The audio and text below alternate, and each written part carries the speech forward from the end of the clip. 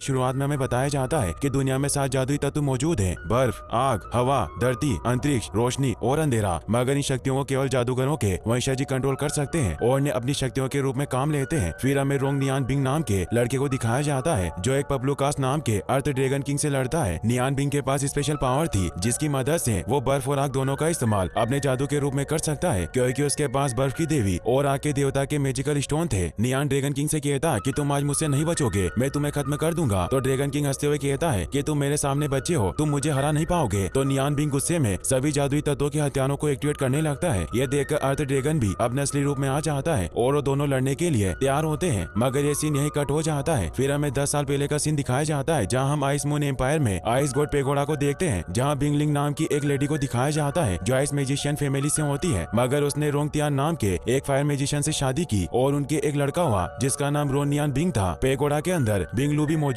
थे जो ice God pagoda के ग्रैंड वर्शिपर थे। पेगोडा में आइस पावर सेरेमनी मनाई जा रही थी जिसके अंदर लिंक को आइस पावर स्टोन मिलता और वो आइस गॉड पेगोडा की वर्शिपर बन जाती, जिससे आइस एलिमेंट पर कंट्रोल कर पाती। लिंक आइस स्टोन को लेने जाती है। बिंगलू लिंक से कहता है कि अगर एक बार आपने आइस स्टोन ले लिया तो आप फिर से अपने पति के पास नहीं जा पाओगी, क्योंकि एक फायर मैजिशियन है और आप आइस मैजिशियन। आइस और फायर एक दूसरे के विरोधी होते हैं। लिंक आइस गॉड पेगोडा की वर्शिपर नहीं बनना चाहती क्योंकि अपने परिवार के पास जाना चाहती है, मगर उससे ये सब जबरदस्ती से करवाया जा रहा था। लिंक आइस स्टोन को छू लेती है और स्टोन की पावर उसके अंदर आने लगती है। वहीं तियान अपने बेटे नियान के साथ आइस गॉड पेगोडा के अंदर जाने की कोशिश करता है ताकि वो लिंक को बचा सके, मगर पेगोडा के सैनिक उन्हें अंदर नहीं आने देते। मगर अपनी फायर पावर से सभी सैनिकों से लड़ते हुए पेगोडा के अंदर चले जाते हैं। तियान लिंक को बचाने के लिए अपनी फायर ड्रैगन ट्रिक का उपयोग करती है, जिसकी वजह से आइस स्टोन मैजिक लिंक के पास से गायब हो जाता है और वो लिंक को बचाने के लिए उसकी तरफ भागता है। तियान को रोकने के लिए बिंगलू आइस की दीवार बना देता है और अपने सैनिकों से तियान और नियान को पकड़ने को कहता है। लिंक तियान के पास जाने लगती है, मगर बिंगलू से रोककर कहता है कि आइस पावर सेरेमनी को ऐसे बीच में नहीं रोका जा सकता। बिंग जियान और बिंग रोंग भी लिंक को रोकने के लिए अपनी पावर का इस्तेमाल करते हुए लिंक के सामने खड़े हो जाते हैं, जो कि आइस गॉड पेगोडा के वर्शिपर थे। तियान बस्टिंग फ्लेम ट्रिक से आइस की दीवार को तोड़ देता है और पेगोडा के सैनिकों को जलाने लगता है। नियान भी अपने पिता की मदद करने के लिए सभी सैनिकों से लड़ने लगता है। तियान नियान को अपने साथ हवा में उड़ाकर सभी सैनिकों को उग्र ब्लेड से राख करने की कोशिश करता है और तियान पेगोडा के सभी सैनिकों को हरा देता है। बिंगलू से मारने के लिए आइस रेन ट्रिक से हमला करता है। तियान आइस रेन को रोकने की कोशिश करता है, मगर उसे रोक नहीं पाता और आइस स्पाइक लगने की वजह से नीचे गिर जाता है। एक और बड़ा आइस का टुकड़ा नियान के पेट से टकराता है और वो भी अपने पिता की तरह नीचे गिर जाता है। लिंग ये सब नहीं देख पाती, इसीलिए वो बिंग रोंग और जियान को आइस पावर से बांध देती है। लिंग देखती है कि बिंगलू तियान को मारने वाला है, इसीलिए वो बिंगलू से लड़ने लगती है और कहती है कि मुझसे मास्टर ने वादा किया था अगर मैं आइस गॉडेस प्रीस्ट बन गई तो तियान और नियान को कुछ नहीं करेंगे। बिंगलू लिंग से कहता है कि तुम्हें आइस गॉड पेगोडा का इस तरह से इसका अपमान नहीं करना चाहिए। बिंगलू लिंग को अपनी पावर से दूर फेंक देते हैं। बिंग रोंग और बिंग जियान भी आइस से अपने आप को छुड़ा लेते हैं। लिंग अपने पावर का इस्तेमाल करते हुए आइस एलिमेंट को अपने अंडर कवर करने को कहती है और साथ में खुद को दुनिया के सभी पापों से मुक्त करने को भी कहती है। बिंग लिंग के चारों तरफ आइस का एक बड़ा सर्कल बन जाता है। लू सभी से लिंग को रोकने को कहता है। सभी अपनी पावर से सर्कल को तोड़ने की कोशिश करते हैं। लिंग लू को भी सर्कल के अंदर ले लेती है। Tian great flame God left hand power से लू को पकड़ लेता है और उसे हाथ में मसलने की कोशिश करता है। तभी वहाँ स्नो गिरने लगी और आइस गॉडेस बिंग जी आती है जो तियान के हाथ को बर्फ से जमा देती है और आइस गॉड के भाले को तियान के ऊपर फेंकती है। तियान उसे रोकने के लिए फायर शील्ड बनाता है, मगर वो काफी शक्तिशाली होता है जिसकी वजह से वो शील्ड से नहीं रुकता और तियान को आकर लगता है। लिंग तियान के पास जाती है। नियान अपनी माँ से कहता है कि हम आपको बचाने आए हैं। लिंग तियान के गले लगकर रोने लगती है और बिंग जी से कहती है कि मैं अपनी पूरी लाइफ आइस गॉड पेगोडा के साथ रहने के लिए तैयार हूँ, बस आपको मेरे बच्चे और पति की जान बख्शनी होगी। बिंग जी कहती है कि तुमने पहले ही आइस गॉड पेगोडा को धोखा दिया है क्योंकि तुमने अपने पति और बेटे को नहीं छोड़ा और वो लिंग को आइस गॉड पावर से सील करने लगती है। तियान लिंग को अपने साथ चलने को कहता है। लिंग बिंग जी से कहती है कि मैं अपने प्यार और परिवार का साथ दूंगी, ना कि आइस गॉड पेगोडा का। बिंग जी लिंग को सील करने लगती है। लिंग अपनी पावर से सील होने से खुद को रोकती है और तियान से कहती है कि तुम अब बड़े हो गए हो और उसे आइस स्टोन देती है, जिसकी वजह से लिंग की पावर खत्म हो गई थी और वो बर्फ से सील होने लगती है। इसीलिए तियान और नियान को आइस मून एम्पायर में स्नो डेजर्ट पर भेज देती है। लिंग बर्फ में सील हो जाती है। बिंग जी बिंगलू से तियान और नियान को पकड़ने के लिए कहती है। वहीं नियान आइस स्टोन को देखता है। तियान उसे कहता है कि हमारे पास ज्यादा समय नहीं है और वहाँ से भागने के लिए फायर मैजिक टेलीपोर्टेशन पोर्टल खोल देता है, जिससे कि नियान आसानी से दूसरी जगह पहुँच जाए। नियान अपने पिता से कहता है कि माँ अभी भी आइस गॉड पेगोडा में है, हमें जाकर उन्हें बचाना होगा। तियान कहता है कि मुझे उसके लिए दुख हो रहा है, मगर मुझे तुम्हें ऐसी खतरनाक जगह नहीं लाना चाहिए था। बिंगलू भी वहाँ अपने सैनिकों के साथ आता है। तियान नियान को उठाकर फायर मैजिक टेलीपोर्टेशन में फेंक देता है ताकि उसकी जान बच सके और वो नियान से कहते हैं कि तुम्हें सुरक्षित स्थान पर रहना होगा। नियान अपने पिता को छोड़कर नहीं जाना चाहता, मगर वो अभी काफी छोटा होने की वजह से पेगोडा के सैनिकों से नहीं लड़ सकता था। तियान ग्रेट फ्लेम गोड ट्रिक से लू के सोल्जर को मारने लगता है। नियान तियान से कहता है कि मैं आपको छोड़कर कहीं नहीं जा रहा हूँ, मुझे आपके साथ रहना है। तियान उसकी बात नहीं सुनते और सभी सोल्जर को मार देते हैं। बिंगलू बिंगरोंग जियान के साथ तियान के पास आता है। बिंगलू अपने साथियों से कहता है कि तियान अपनी हद पार कर रहा है, जिसकी वजह से मुझे उस पर उन मंत्रों का उपयोग करना पड़ेगा जो सही नहीं है। और वो तीनों मिलकर तियान को फ्रीज करने के लिए आइस बॉक्स में बंद कर देते हैं। तियान लोगोट को आवाज देता है। लोगोट आकर तियान को बॉक्स से बाहर निकाल देते हैं। नियान अपने पिता को ऐसे मुसीबत में देखकर काफी चिल्लाता है। तियान नियान से कहता है कि अब से तुम्हें ही तुम्हारा ख्याल रखना होगा, क्योंकि तियान को पता था कि अकेला लू और उसके साथियों को नहीं हरा पाएगा और उसे मार देंगे। इसलिए फायर मैजिक टेलीपोर्टेशन की मदद से नियान को आइस मून एम्पायर की तियान किंग नदी के पास भेज देता है। नियान नदी के पास आकर रोते हुए भागता है और अपने मॉम डैड को याद करता है। तभी जियान पीछे से आकर उसके ऊपर हमला करता है और नियान से कहता है कि तुम्हारे पिता ने फायर मैजिक टेलीपोर्टेशन को बंद नहीं किया, जिसकी वजह से मुझे पता चल गया तुम कहाँ हो। नियान जियान के ऊपर हमला करता हुआ कहता है कि मैं तुम सबसे अपना बदला लूंगा। जियान उसके हमले को रोक लेता है और कहता है कि इन सब के बारे में अपने मरे हुए मॉम डैड को बताना, और आइस ईगल से नियान के ऊपर हमला करता है, जिसे नियान रोक नहीं पाता और नदी के किनारे के पास आकर गिरता है, जो कि नदी से काफी ऊंचा था। जियान नियान के हाथ के ऊपर अपना पैर रखकर हंसने लगता है और उसे मारने के लिए उसे हवा में उड़ाकर आइस से बांध देता है और हंसकर कहता है कि मैं तुम्हें इतनी आसान मौत नहीं मारूंगा। नियान आइस एंड फायर ट्रिक का यूज करके जियान पर हमला करता है, जिसकी वजह से वो काफी दूर जाकर गिरता है। लू और बिंगरोंग भी वहाँ आते हैं। लू जियान को नियान पर हमला करने के लिए मना करता है और कहता है कि ये सिर्फ एक छोटा बच्चा है, उसे ज्यादा परेशान मत करो। जियान उसकी बात मान लेता है और अपना सर झुकाकर उसे हाँ करता है। लू नियान से कहता है कि मुझे पता है कि तुम्हारे पास आइस गोडेस का स्टोन है, जिसे तुम मुझे दे दो। नियान पीछे जाने लगता है, मगर रास्ता खत्म हो जाता है और नीचे काफी गहरी नदी होती है। नियान वहीं रुकता है और लू को आइस स्टोन दिखाकर कहता है कि तुम्हें यही चाहिए और स्टोन को नदी में फेंकने लगता है, जिसे देखकर जियान कहता है कि तुम इसे फेंकने की हिम्मत मत करना। नियान कहता है कि इस स्टोन को मेरी माँ ने मुझे दिया था, इसलिए चाहे जो भी हो मैं इसे आइस गोड पेगोडा को कभी नहीं दूंगा। लू नियान से कहता है कि तुम्हारी माँ को आइस गोडेस का वॉरशिपर बनना था और ये सब पहले से गॉड ने डिसाइड कर लिया था, तुम्हें उनके खिलाफ नहीं जाना चाहिए। नियान कहता है कि आइस गोड पेगोडा को पहले से किसी के भाग्य को डिसाइड नहीं करना चाहिए और वो नदी में कूद जाता है, क्योंकि उसे पता था कि वो लू को नहीं हरा पाएगा और उससे लू आइस स्टोन को ले लेगा। बिंगलू और उसके साथी नियान को नदी में कूदने से रोकते हैं, मगर तब तक वो नदी में कूद जाता है। नदी के अंदर उसके दोनों मैजिकल स्टोन एक्टिवेट होते हैं,